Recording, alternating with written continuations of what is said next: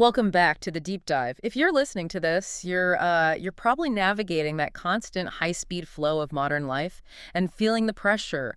We're all trying to keep up with work, with family, and just the sheer tidal wave of new information. So a question we get constantly is this: how do you optimize your learning time when you feel like you are perpetually running out of it? That feeling is, well, it's universal. Hmm. But the sources we've gathered for this deep dive, they immediately flip that script. How so? Well, when people ask about optimizing time, they're treating time as the thing they can control. Our sources suggest the goal isn't optimizing time, that's fixed. The real goal is optimizing the person within that time. Tuning up the engine, not trying to add more hours to the day. Exactly. Time isn't your enemy here. An inefficient, outdated method is. And that reframing is so key. We're often focused on speed, but we forget that depth is what actually gives you speed down the line. This deep dive is all about shifting from learning just to, pass the test or survive a meeting, to learning so deeply that you can live with what you've learned. It really boils down to that sequence. How do we learn once and understand, and remember, and use? And what's fascinating is the neuroscience behind that. Our sources stress that the brain doesn't reward just passively stuffing more information in, cramming. Right. It doesn't work that way. Instead, it works by forcing retrieval, by creating deeper, more durable neural pathways. If you adopt the right method, retention becomes deep, it becomes lasting, and therefore much faster in the long run. So if the method is the core problem, then the ceiling on your ability isn't your IQ or your schedule, it's the quality of your approach. To prove that, the sources open with an anecdote that just factually, it dramatically shatters the myth of the time limit. It's an extraordinary story. It almost sounds made up. Picture this. It's a Friday night, and a major conference is panicking. Their main keynote speaker for the next day just canceled. Oh, wow. The organizer, totally desperate, calls the expert whose work we studied, basically begging them to fill in. And the catch? The topic was completely unfamiliar, zero prior knowledge. But the canceled speaker had left behind their complex technical book. So the organizer says, "We know you read fast. Just read the book and present the core findings." That sounds impossible. What was the timeline? This is what defines it. The expert arrived at the conference venue at 10 in the morning. They were scheduled to be on stage at 1 in the afternoon. That's 3 hours. 3 hours. To read an entire book on a new topic, synthesize the arguments, structure a talk, and then present it convincingly to an audience of experts. And the result? I have to know. According to the feedback, it was a highly rated, very successful talk. So the question isn't if it was possible, but how. It definitely wasn't magic. Okay, so what was the method? This is where we see accelerated learning in action. The expert wasn't reading to skim or, just memorize facts. They were reading to grasp the architecture, the main idea, the core conflict, the solutions offered, and then immediately synthesizing that into a mental framework that could be instantly accessed. The confidence they had on stage wasn't bravado. It came directly from competence built through an efficient, targeted method, not endless hours. That story it's really motivating, but it forces you to look at your own process. It proves that the feeling of not enough time is often just a limit of our own inefficient tool. Exactly. And if we're going to optimize the method, we have to understand the destination. The goal isn't just accumulating facts. It's moving through these levels of competence toward real mastery. So let's define that roadmap. What are these specific stages of competence that the sources lay out? They define 4 key stages, and they're incredibly helpful for diagnosing where you are with any new skill. Okay, stage 1. Where do we all begin? That's unconscious incompetence. Basically, you don't know that you don't know. Think of the first time you heard a term like quantum computing. You were just blissfully unaware of the knowledge gap. And stage 2 is where the pain starts. Yes, conscious incompetence. You've now identified the gap. You know that you don't know. This is when you realize just how hard it is to code, or how complex a new language really is.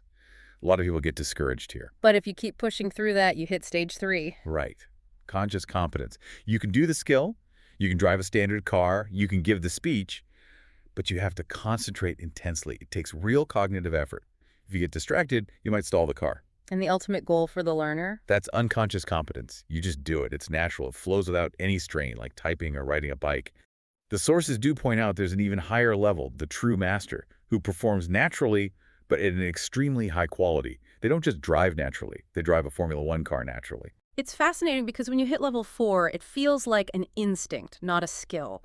So how do you make that jump from level 3, where it takes effort, to level 4, where it's second nature?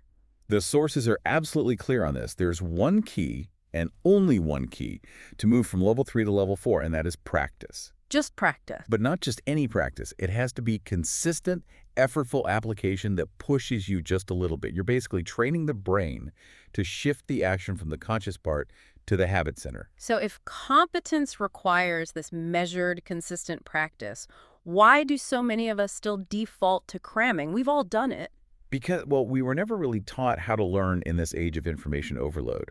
We're using old habits designed for a different world, for information scarcity, and applying them now. So beyond the stress and the misery of it, what's the core cognitive flaw in cramming? Well, there are the physical consequences, right? Lack of sleep, stress, all of that. But the really subtle flaw is in how our memory works.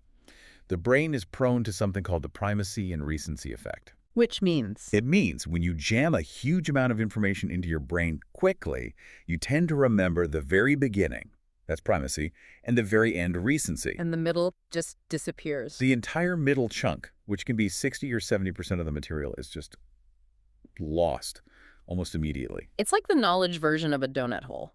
You only retain the edges. Exactly.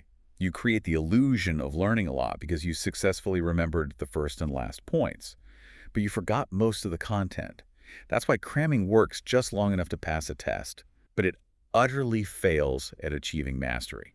Okay, we've established the method is the problem. The destination is unconscious competence. Let's get tactical. What's the framework to replace those bad habits? Let's dive into these 7 habits the sources provide. Right, and these aren't just mental tricks. They are habits designed to wire these learning skills into your instincts. Okay, starting with memory. Habit 1 is active retrieval. This is probably the single most important tool. After you learn something from a book, a video, whatever, you immediately close the source. Close the book. Close the book. And then you force yourself to write down everything you remember without looking. Then you go back and check. The magic is in the effort of the recall. Why is that effort more powerful than just, say, reading the page 3 times? Because reading is passive recognition. Retrieval is active generation. By forcing your brain to search for the memory and pull it back out, you are strengthening the exact path you'll need later. It converts just understanding the words into durable memory. So if cramming is the flaw, habit 2, spaced repetition, is the fix. Absolutely. Don't try to do it all in one 8-hour slog. Review at steady intervals, morning, evening, then across several days. The brain is like a muscle. Yeah. Timely stimulation strengthens it over time. You're working with the brain's natural forgetting curve, not against it. Exactly. Now let's shift to habits focused on your mental state. Habit 3 is controlling your mental state. This sounds more physiological. But it's incredibly powerful. Your posture, your breathing, your emotions, they determine the quality of your focus. If you're slumped over, breathing shallowly, feeling anxious, your brain isn't in a state to learn. But if you sit straight, breathe deeply, and even just smile lightly, you signal alertness to your brain. Okay, what about habit 4? Using olfaction. Scent. A lot of people might dismiss this as a gimmick. It does sound a bit like aromatherapy, put some lavender oil on before you study, is that it? It's not quite a gimmick, it's a direct neurological hack. The part of your brain that processes scent has a uniquely direct connection to the parts that govern emotion and long-term memory. So how do you use it strategically? You use a mild, distinct scent while you're learning something new. Then you reuse that exact same scent when you need to recall the information, like during a test or a presentation. So it's an environmental anchor for the memory. You're using a scent trigger to activate the memory center. Precisely. And habit 5 is similar. Music for the mind. And this is not your workout playlist. The sources specifically suggest Baroque music or similar ambient tracks at around 50 to 80 beats per minute. Because that rhythm helps move the brain into the optimal alpha brainwave state. That's a state of relaxed focus and deep concentration. You're using music to filter out the noise. Right. Now for the habits on information consumption. Habit 6 is listening with the whole brain. The acronym is HEAR. And we've all been there. You're in a meeting, but you're mentally planning your grocery list. Our brains have so much leftover capacity when someone else is talking. Yep. To shut down that wandering, you consciously apply the HEAR ritual. Okay, break it down for us. First, H is for halt. Stop multitasking. Give the speaker 100% of your attention. Second, E is for empathize. Try to understand their intent, not just their words. Third, A is for anticipate. Listen with enthusiasm. And finally, R is for review. Ask questions, take notes, and mentally teach it back to yourself. Good listening is active learning. Which brings us right to habit 7, proper note-taking. The acronym is TIP, and this isn't about transcription, it's about gaining capacity. Yes. TI is a framework. T is for think. Before you write, what's your goal? What question are you trying to answer? I is for identify. What's the most important idea here? And P is for prioritize. After, review your notes and organize them to connect back to your goal. And there's a crucial insight about the medium you use, right? We all live on our laptops. The sources strongly suggest that typing on a computer encourages just copying words. It's passive.